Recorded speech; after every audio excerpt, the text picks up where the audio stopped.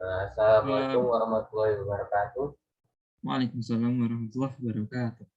Kenalkan, nama saya Januar Divri Saputra, NIM 332101055. Perkenalkan, nama saya Azam Al-Basit.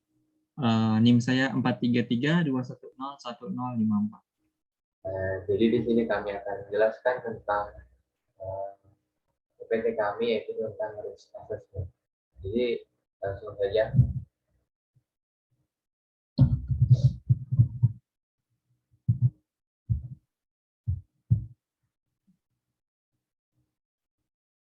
Nah, jadi kami ini mencari resiko pada PT Saputra Persada. Jadi daftar resiko yang kami dapat dari hasil analisis kemarin, itu pertama ada perubahan kondisi ekonomi, yang kedua ada terkena dampak bencana alam, yang ketiga beroperasi pada industri yang sangat kompetitif, yang keempat ada perubahan teror, dan yang kelima ada terkena virus. Jadi di sini ada like limitnya.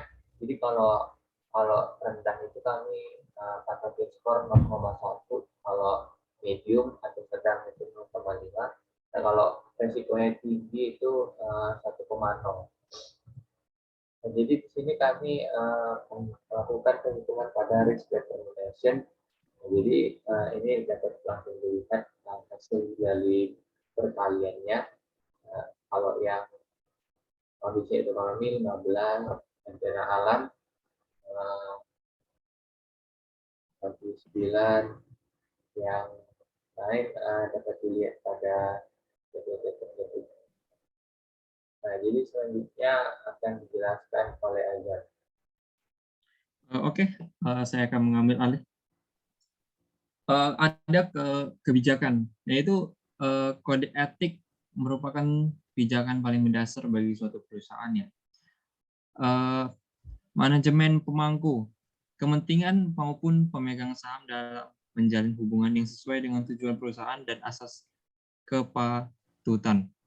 Kode etik ini berperan penting sebagai pedoman perilaku yang mengatur hubungan etika kerja antar elemen dalam perusahaan, khususnya terkait hubungan yang dilandasi atas profesionalitas yang diharapkan dapat terus memberikan nilai tambah bagi proses pengelolaan perusahaan. Nah, kemudian ada program yang dijalankan oleh perusahaan ini. Pada tahun 2020 ini, perusahaan selalu melakukan pemantauan atas pencapaian target kinerja, kepatuhan terhadap kebijakan dan prosedur perusahaan, serta memberikan rekomendasi yang diperlukan melalui implementasi quality management system. Perusahaan ini juga secara rutin melakukan penyempurnaan standar operating procedure atau SOP di lingkup unit usaha, serta melanjutkan risk management system yang berfokus untuk mengidentifikasi, melakukan pengukuran, serta pemantauan sejak dini di atas risiko kesehatan dan keselamatan karyawan. Nah, ada yang terakhir yaitu teknologi. Perusahaan juga menyediakan layanan manufaktur. Perseroan memiliki suatu kebanggaan bahwa dapat terus beradaptasi dengan teknologi manufaktur yang serba cepat dan selalu berubah. Perseroan menyediakan jasa perakitan dan elektronik berkualitas untuk berbagai industri, termasuk otomotif, komunikasi, transportasi, peralatan rumah, dan lainnya. Oke, selanjutnya. Nah, berikut ada resiko.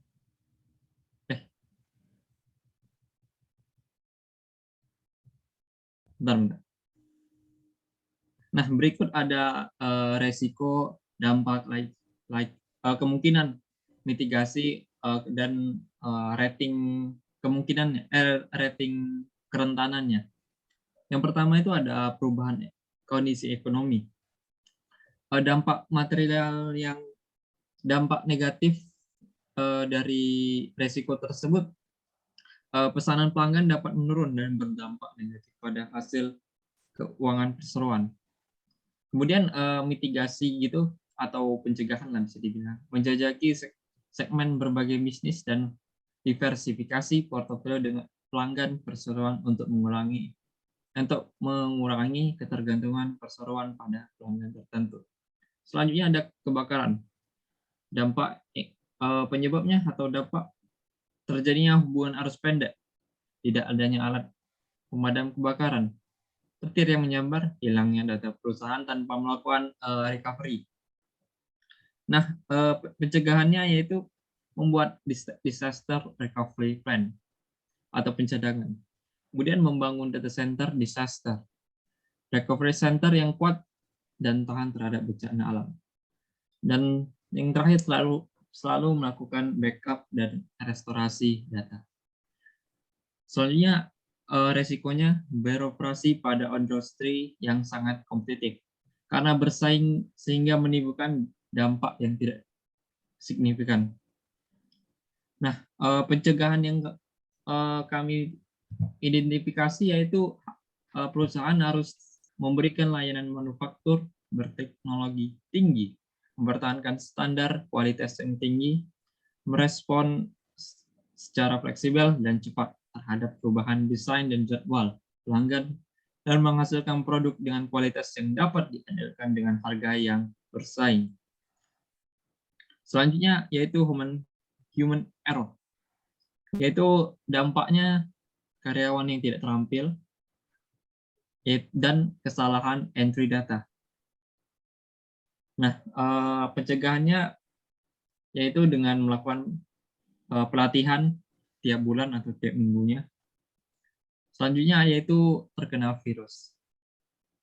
Dampak yang bisa terjadi yaitu kegagalan operasi software, kehilangan data akibat virus, terjadinya perubahan data akibat virus, lemahnya sistem protektif.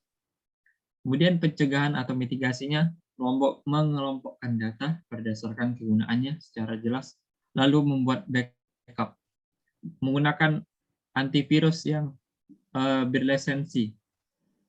Kemudian membuat file log yang mencakup histori dari sebuah data. Oke, mungkin itu saja presentasi dari kelompok saya dan Januardi. Apabila ada kesalahan kata dari kami berdua, kami mohon maaf sebesar-besarnya.